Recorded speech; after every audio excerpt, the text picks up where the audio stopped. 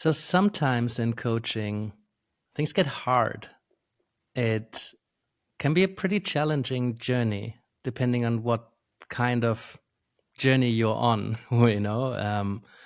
But I've just heard a story of someone who's currently working with a coach and questioning whether this is working and how much of that is up to them, how much is it is up to the coach.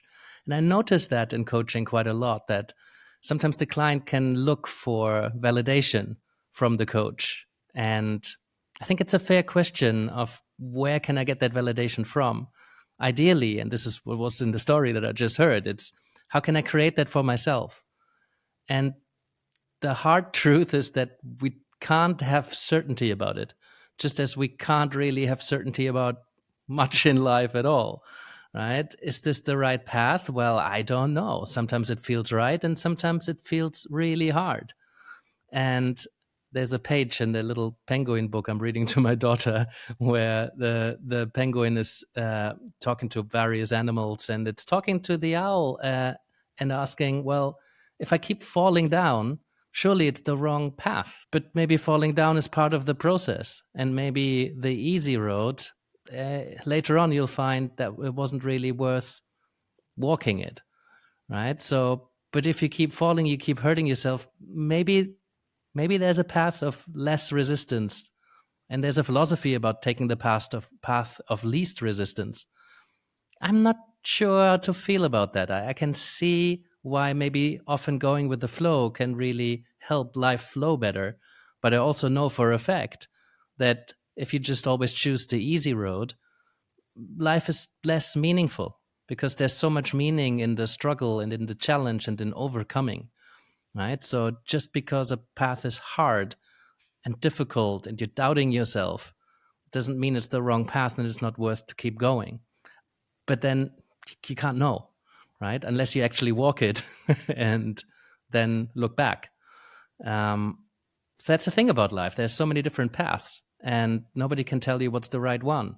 And there's different philosophies and different perspectives on what's the path most worthwhile going. At times in my life, I look down at the people choosing the easy path and keeping life as stable as possible because I like experiences, and but also then I look at some of the people who have the whole range of all the experiences, and they're taking massive risks to experience it. So massive highs and massive lows. So, and I'm like, oh yeah, no, I'm not actually at that end of the spectrum of wanting to get the most out of life.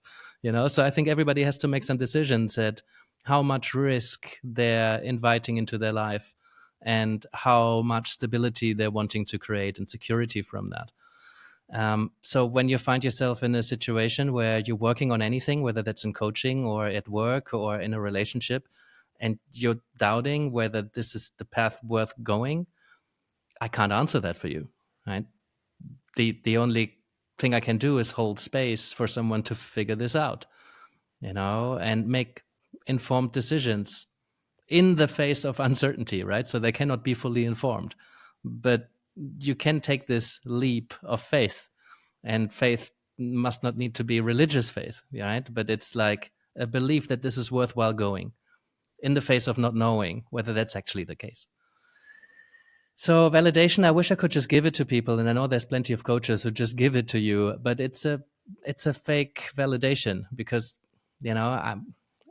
I like to comfort people, of course. Naturally, we all like to comfort our clients when we value them. But I think if we are offering comfort through validation too quickly, it's not actually a kindness to the client, right? Even though it feels like this in the short term.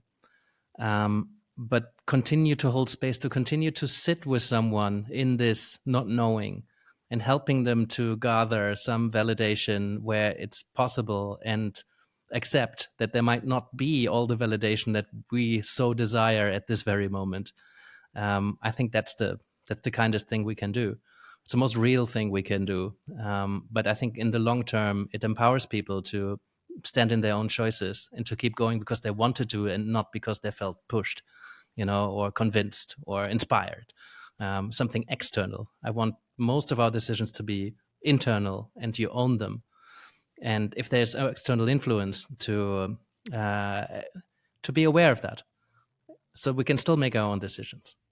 That's what's most important to me. So how do we know whether we're on the right path? Well, we can't. Some feel it, but we can continue to check into that as we are along the way. Create pauses along the way to check in with ourselves and see why we're still keeping going. And then we just need to continuously choose to keep going or to change course. As long as we're staying in motion, I think it's a life well lived.